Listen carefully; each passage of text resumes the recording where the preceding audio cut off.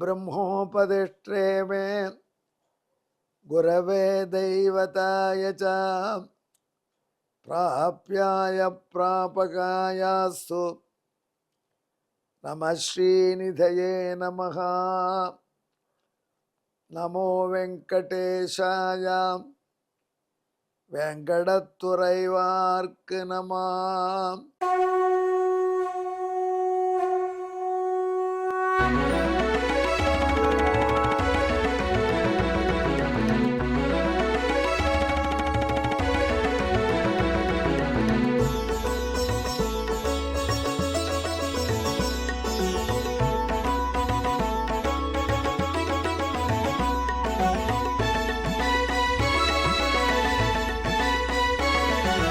सहस्रनामं सहस्रनामं श्रीवेङ्कटेश सहस्रनामं सहस्रनामं सहस्रनामं श्रीवेङ्कटेश सहस्रनामम्।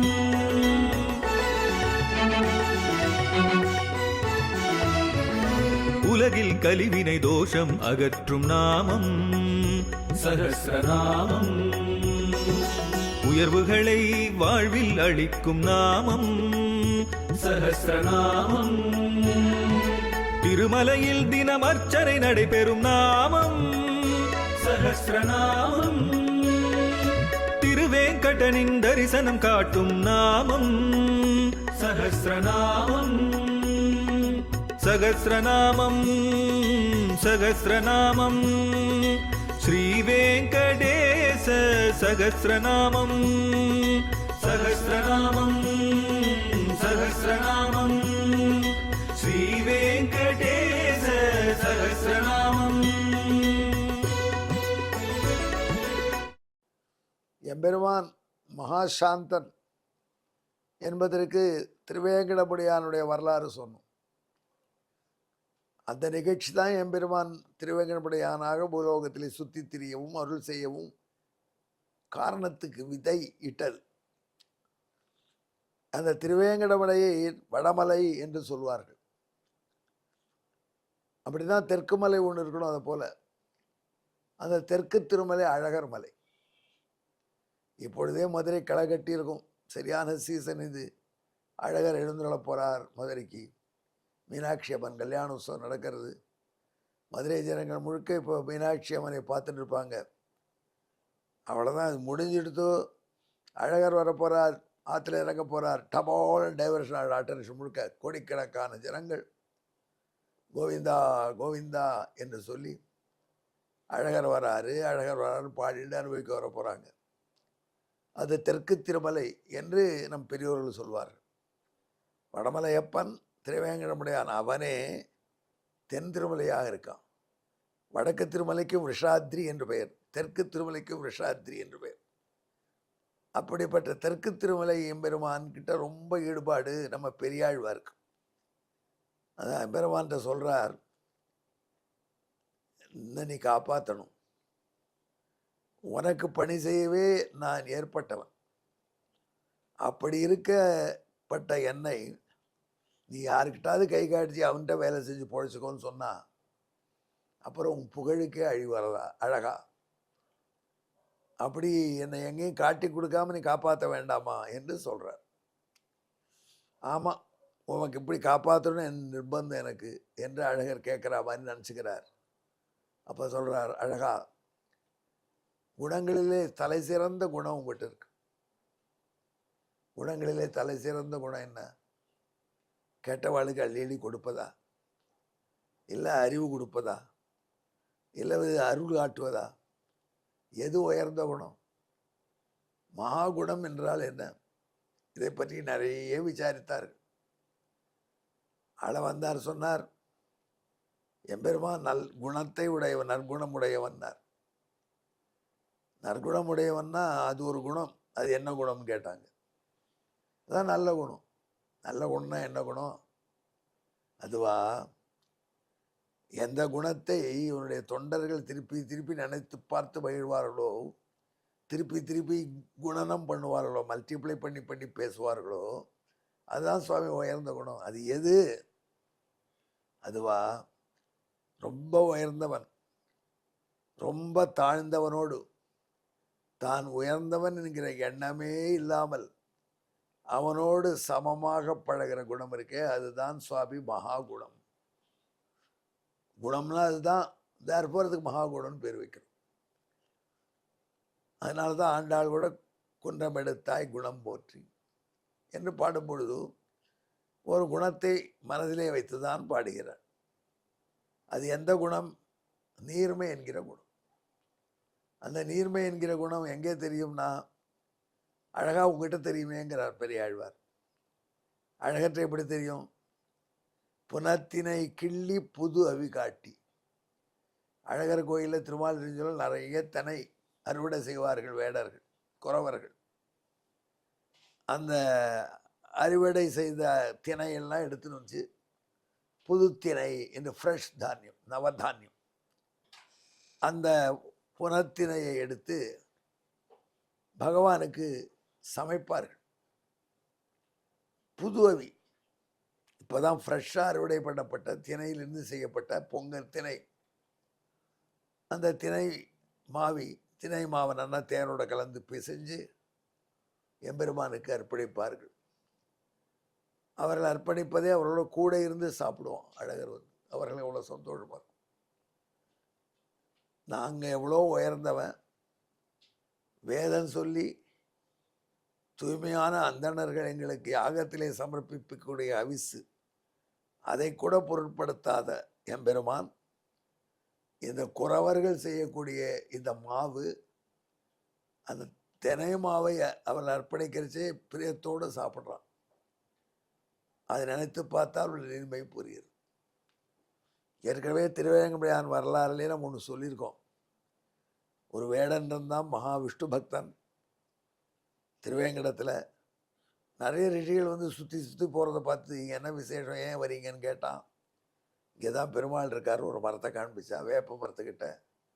என்ன இருக்கார்? நாராயணன் இங்கே தான் இருக்கார். ஒரு நாளானது அவர் சமர்ப்பிச்சு நல்லா வாழ்ந்துட்டு போயிட்டா. அந்த வேப்ப மரத்துக்கு அவனும் வருவான். தினங்கார்த்தால கொஞ்சம் தினமாவு, அதில் தேன் கலந்து இந்த வேப்ப மரத்தோட வெங்கடேஸ்வரருக்கு அர்ப்பணம் பண்ணுவான். அவரை பார்க்கலாம். ரிஷிகள் சொன்ன நம்பினான் பெருமாள் இப்படி இருப்பார். நம்ம பெருமாள் அவருடைய கண்கள் அழகு, தோல் அழகு, 4 தோள்கள், இதையெல்லாம் அவளை வர்ணிச்சதை வச்சுட்டு தியானம் பண்ணி வேப்ப மரத்தடியில் அந்த தினமாவை அவர் சர்ப்பணிப்பான். அந்த பிள்ளையாண்டான அப்பாவோட கூட வரும் அவன் பிள்ளையும்.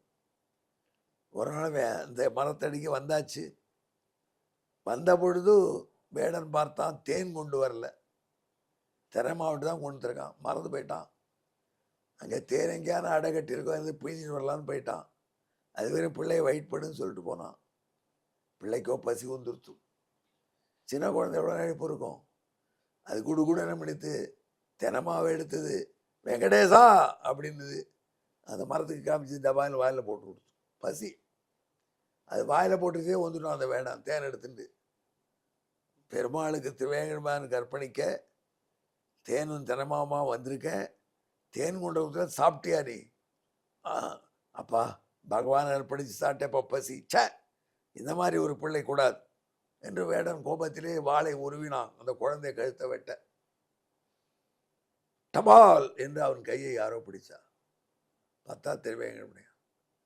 ஆயிரக்கணக்கான ஆண்டுகள் தவம் செய்த ரிஷிகள் நேரே காண முடியாத பெருமான் இன்றைக்கும் பல்லாயிரக்கணக்கான கோடிக்கணக்கான மக்கள் ஜர்கண்டின்னு ஒரு செகண்ட் அவனை பார்க்கறது தயங்குற பெருமான்.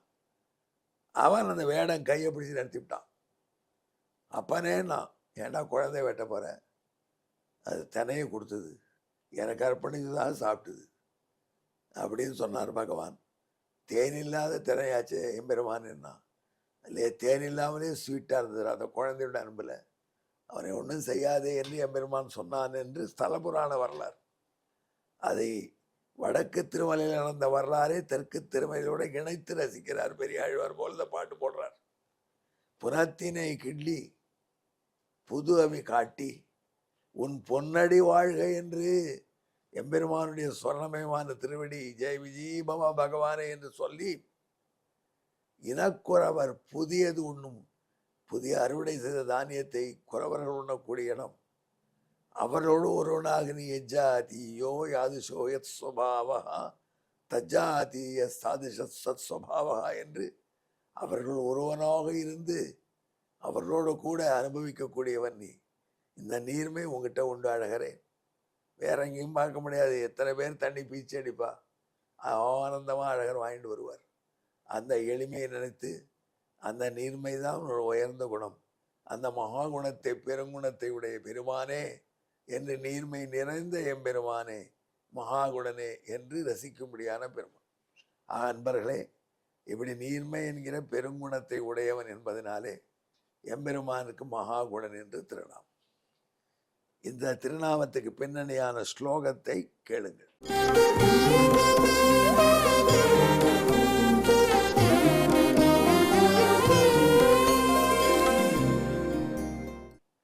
சௌஷில்யமாகுர் குணராஜமஸ்ய நிஷாத பக்தேஷு கிருபம் பிரகுர்வன் பிரியங்குபிஷ்டம் நவமர்ப்பிதம் தைஹி அபுங்த தேனாஸ்தி மகாகுணாக்யா. அன்பர்களே, இந்த எம்பெருமான் தெற்கு திருமலை அழகன், வடக்கு திருமலை அப்பன், அவனுடைய இந்த சௌஷீல்யம் என்கிற மகாகுணத்தை நினைத்து நினைத்து அப்படியே கணநீர் வடி ஆழ்வார்கள் காலத்தை கழித்திருக்கிறார்கள். அதை உணர்ந்தால் நாமும் நல்கதி பெறுவோம். அதற்கு இந்த மகாகுணாகா என்கிற திருநாமத்தை ஜெபிக்கணும். இது தமிழிலே பாட்டு சொல்கிறேன். இனக்குறவர் திணைமா உண்டானே வனமலமாலன், வனமலைன்னா மாலினி சோழமலை, வனாச்சலம். அதனால் அவனை நீர்மை என்னும் பெருங்குணமுடைய மகாகுணன் என பெயரிட்டனர் தாமே. எங்கேயுடன் கலந்து ஜெபியுங்கள்.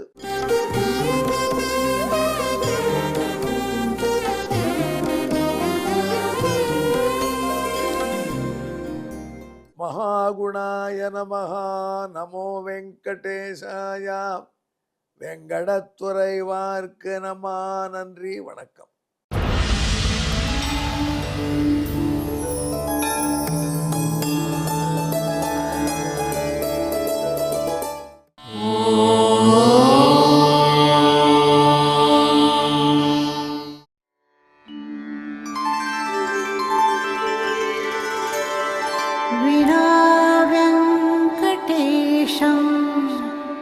ननाथो ननाथः सदा वेङ्कटेशं स्मरामि स्मरामि.